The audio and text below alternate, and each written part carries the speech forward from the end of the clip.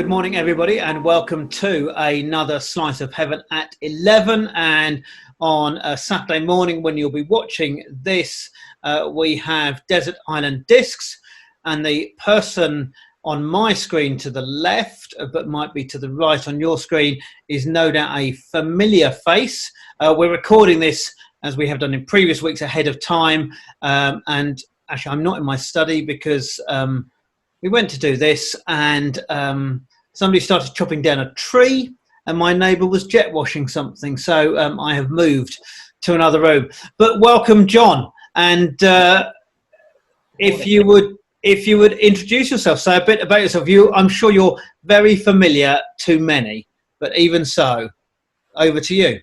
Well, thanks very much. It's good to be here. I'm, I think most people know, I'm John Newbold. I'm a licensed lay minister in our parish, and I've been here in Bournemouth from 1975. All our 4 children were born here, and they've grown up here. They're all now married, and my wife Judy is very much involved in the church, Mothers Union, and other things. So we are well involved in the whole of the parish and parish life, and we love it all. Thank you very much. Very much. Yes, an important fixture in parish life, and in these times of lockdown, been keeping in touch with a good many people by phone and making sure that everyone's all right. And thank you for that. So, Desert Island Discs, you have chosen 8 tracks. I don't know how difficult or easy that was for you, narrowing it down to 8. Well, it's I thought, when I thought about it, I thought, well, I've had music's been part of my life ever since I was young and right up to the present day. So what I thought I'd do is to sort of create the discs as part of an album, going from the late 1950s right up to the modern day. So just to give you an idea, and you'll see from my selection that I love all sorts of music, and I still do. So I'm very fortunate to have that sort of enjoyment. Yes. And George, shall I carry on where I started off? Carry on, yeah. Okay, well, no, just that, I remember when I was, I don't know, it's about 10, I suppose, my parents had a radiogram, one of those big radiograms, and they had a collection of vinyl LPs, and among them happened to be the operettas of Gilbert and Sullivan. And as a family, we used to go to the Grand Theatre in Wolverhampton. My father was a great Gilbert and Sullivan fan, and the D'Oyly Car Opera Company used to go around the country and giving shows every year or so. And they used to always have 2. They used to have 2, and so you could go 2 nights or when they were with you. And I used to play these LPs on the radiogram. I was allowed to, and I really enjoyed the songs and the music. And in fact, what happened with Gilbert and Sullivan, when I went to Liverpool University, I obviously took my trombone, as you'll listen later, but they had a very active and strong Gilbert and Sullivan Society. And that was mostly because they had undergraduates who were doing medicine, doing dentistry and architecture, all of them 4 or 5 year courses. Mm-hmm. And so they were there for a good time, which gave a good solid base. And so I actually played we used to do 2 a year, Christmas and after exams at the end of June, beginning of July. And I played in 6 while I was at uni, and then I stayed on to do at the local polytechnic to do my solicitor's crash course, and so I did a 7th on the following Christmas. So we used to really know the pieces really well. We could even help them with their lines if they forgot them. And so this the one I've chosen is just an example. And in fact, at St. John's, we've had St. John's Church had a link, because out of the choir, we had Marilyn Hicks used to be in the chorus. And then we had a lovely lady called Jean Hancock, you may have heard of. She was a most brilliant pianist, absolutely fabulous pianist, and she did all the accompanying for the rehearsals.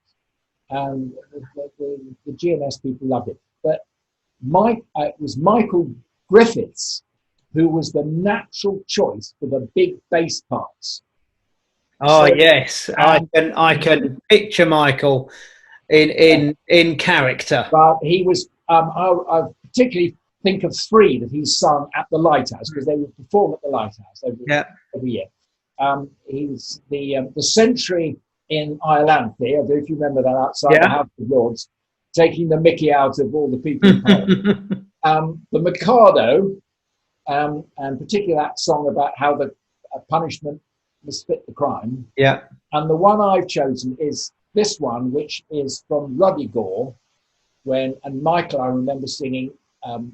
It's Roderick Murgatroyd. He's a ghost who comes out of one of the pictures. Anyway, so that's my first choice. That's your first one. Thank you very much, and it will go down well in the Smith household, because as an aside, Alexander is part of the Gilbert and Sullivan Society in Exeter, and has sung in a couple. I've sung in school productions of Gilbert and Sullivan, as has and Nicky's brother as well. So yes, we're big sort of GNS fans. So it's a good start. So you've got us off to a good start. Yeah.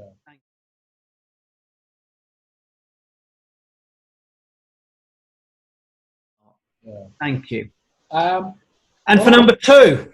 Oh, sorry. Well, we've got to wait a little bit for number two. I'll just tell you, I'm doing I'll just run through my very quickly. There, my grandfather, who we call Grandpop, gave me a trombone when I was 13. He was very musical, and he used to play in the Lincoln amateur orchestra. It was good quality, and he had a distinction. They always played the Messiah every Christmas. He played in the Messiah for 50 years on the trot. He started off on the first violins, and when he got really quite ancient, he was playing the timpani. And when I went to school, I played in the school band, the orchestra, and the CCF band. But I gave up playing the piano, which is one of my real regrets in life.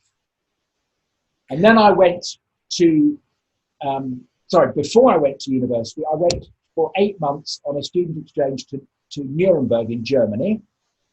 And I played in a Posaunenchor, which basically means a trombone choir. Oh, right. We used to have that in the 16th and 17th centuries. Gosh. But it actually came to mean a brass band. And we were attached to a church, so we used to play the hymns in their service. Wow. Yeah. So how many trombones made up this group? Oh, well, we're not all trombones. Okay. Trumpets and things in art, but we used to have a fair number of trombones. Gosh. And then just quickly, when I got to university, I played in an orchestra and a little brass group. We played Gabriele Quartet for 2 trumpets and 2 trombones. And it was there at the uni that I really started getting into pop music. I had a flatmate who was an absolute mad. He was mad on Led Zeppelin. Wow. And he loved getting muddy at festivals. He just loved it. And come on to my disc in a minute, disc number 2. But before that, I just say that we also had the student union, Dave Brubeck. And if I had 9 discs, I would have chosen Dave Brubeck's Take 5. Okay. Yeah, you know that one. Yeah. Right. Anyway, soon after I got to Liverpool, the Rolling Stones brought out my disc number 2, Jumping Jack Flash, which has been one of my all-time favourite pop songs. Wonderful.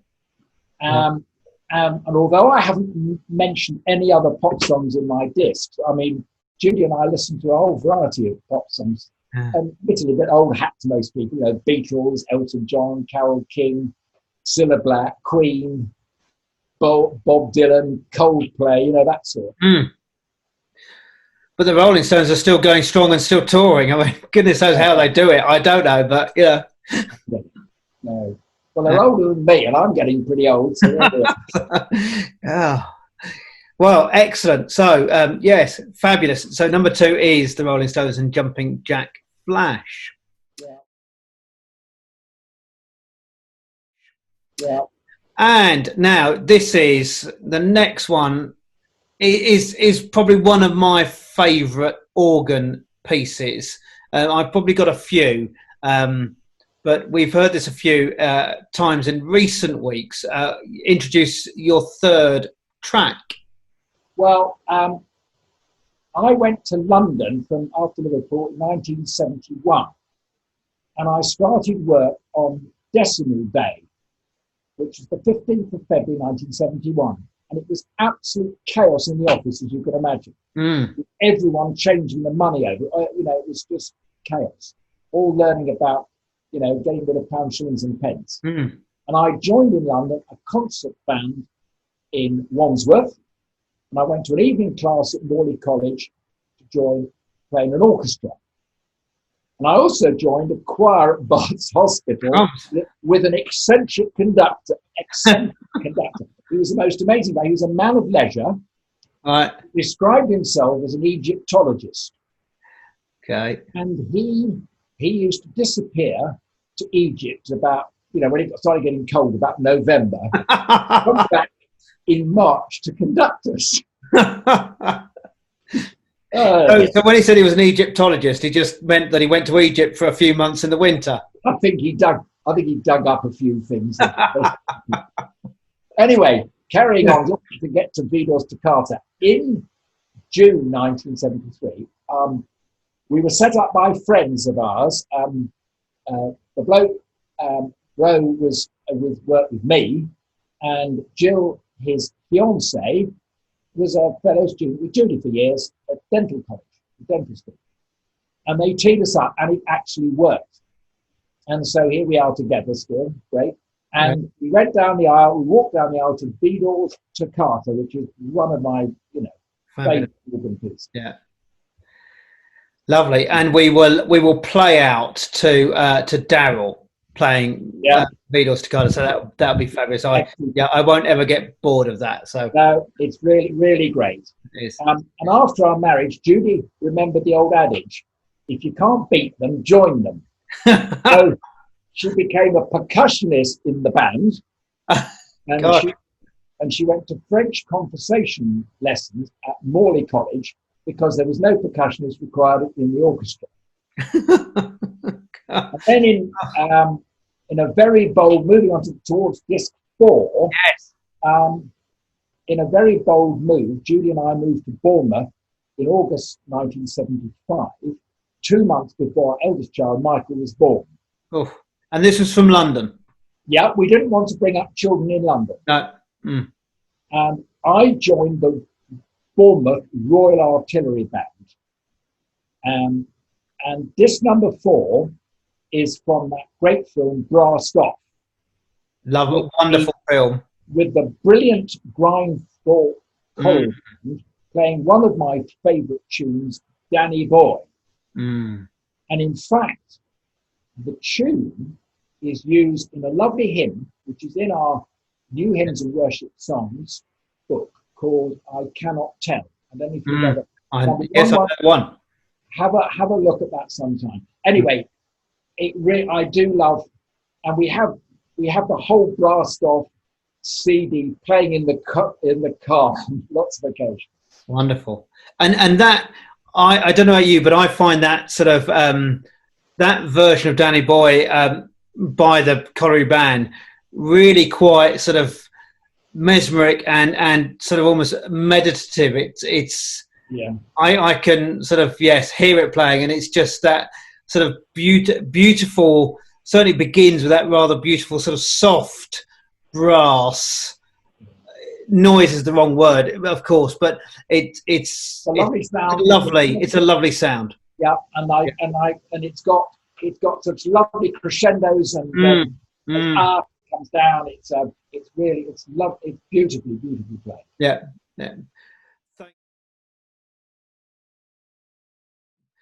Thank you very much. Now on to number 5. I can play about 3 bars of this piece.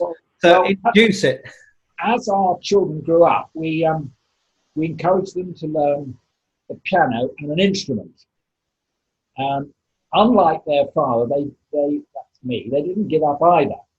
And Judy and I are very proud of them because they all achieved grade 8 at piano, helped on the way by Barbara Griffiths, and either grade 8 or 7 on their stringed instruments. And what's more, they still play them. I love piano music. I can listen to it for hours. And I've just chosen, just as an example, disc number 5, which is the Moonlight Sonata. You like that? It's an absolute shocker to play. As I said, I can play a few bars and that's about it. So I'm a bad pianist, but you know, it's a lovely piece of music. Yeah. A good choice. Yeah.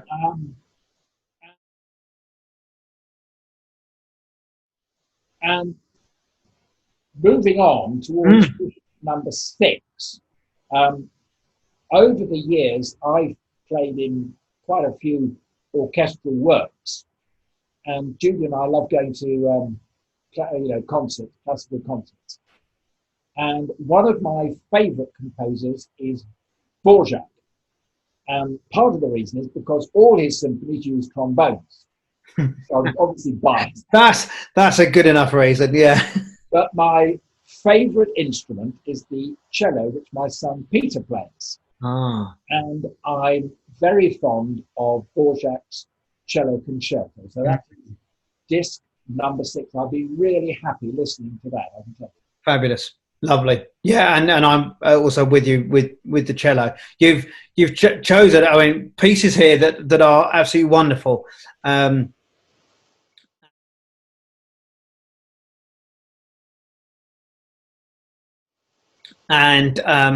on to the next one being a hymn. It's I love sacred music, and I love hearing choirs. And fairly recently, Barbara Griffiths introduced our choir to a new hymn for her, by Bernadette Farrell, entitled "O God, You Search Me," which is based on Psalm 139, which is one of my favourite psalms. It's lovely. It talks about how God knows everything about us. The first line is, "O God, you search me and you know me. All my thoughts lie open to your gaze." I mean, it's absolutely lovely, and I think it has such a wonderful message for everyone. Everyone, and so that is disc number 7. Thank you for that. And on to number 8, which in the list, as you say, you've got a wide variety, and this is the only one, but actually sort of in terms of the variety, you've got everything. And so we're sort of track number 8 is a piece of opera. It sort of comes back full circle. Not that I've given up enjoying Gilbert and Sullivan, that's wrong, but started off with operetta when I was about 10, enjoying that. And this is fairly new for me, opera. And I feel I must choose a piece from opera because I'm really enjoying it. When Judy was a dental student in London, she and a good friend of hers used to go to the Royal Opera House. and she loved opera. She loves it. Mm. And they used to go up the gods, Yeah. which was, well, I suppose, yes, when she first started, it was 10 bob Right. up in the top. Yeah. And was this standing in the gods Yeah, or it was. That's right. yeah, Absolutely yeah. right at the top. So they're all very small, Yes. and in fact, digging out um, some old programs, she realised that she had listened to a young Pavarotti, Wow. also an older, very famous Tito Gobbi when God. when she was there. Anyway, so she never pushed me into going to an opera at all Mm. until we went to a long weekend about 18 years ago to Vienna, and we learnt that La Boheme was on at the very famous Vienna State Opera. Uh-huh. And despite the price, Hmm. we went. Yeah. And I was hooked and had been on opera and had remained so. And at that age, John, you weren't standing in the gods. We were actually, because of the price, we were in very lovely seats. Yeah. And I had to choose from La Boheme the very famous Che Gelida Manila, your little hand is frozen, tiny hand is frozen. And that's my final disc, number 8. That's wonderful. And the clip that with the YouTube link that you sent and will use is indeed Pavarotti. Yeah. In that clip, wonderful. And do you ever? My parents go and watch the opera at the cinema. Watch it stream. Oh, yes, cinema. yes, we do that. Yeah, that's very much on our. Yeah, we certainly do that. We've done quite. I was to say we've probably watched half of the operas. We go to the Regent Centre in Christchurch, Norfolk. right. Yeah, and quite extraordinary how accurate and how close you can get. yeah. I always think the poor people, I mean, the stars have to be very careful they don't pick their noses halfway through. Yeah, because you pick up a lot more on a camera than you do actually sat in watching it live, don't you? So, yeah. Fabulous. So those are, as you say, 8 musical tracks, and now on to the 2 sort of supplements. One is a book or range of books. You get automatically the Bible and the complete works of Shakespeare, and the next one, sort of fair sort of local-ish author. If you'd like to introduce. Well, I know I'm probably cheating, but I would like the complete works of Jane Austen. It's all right. Everyone else has cheated in some form or way. So I'm a bit loose when it comes to sort of policing this. And we have, in fact, been to see there's a house where she stayed in Winchester for a while, and of course, which is further over her old house that she was in for quite a while, which we've been to as well. I cannot get bored with Jane Austen. If you said to me, you've got to keep reading Pride and Prejudice the rest of your life, I wouldn't know. I like the others, and of course I'm a real sucker for the films and I don't mind. I'm not a purist. When they brought out the Keira Knightley version of Pride and Prejudice, I liked it just as much. Yeah. Well, they've popped it up a bit for younger people, but still, I mean, so. And I love them all. I like them, and they're so good because they don't have to have any. There's no sort of sex in it as such, but it's all so exciting and and romantic and great. And a bit of an insight into the life of the era. Absolutely, wonderful character writing. Yeah, brilliant, lovely.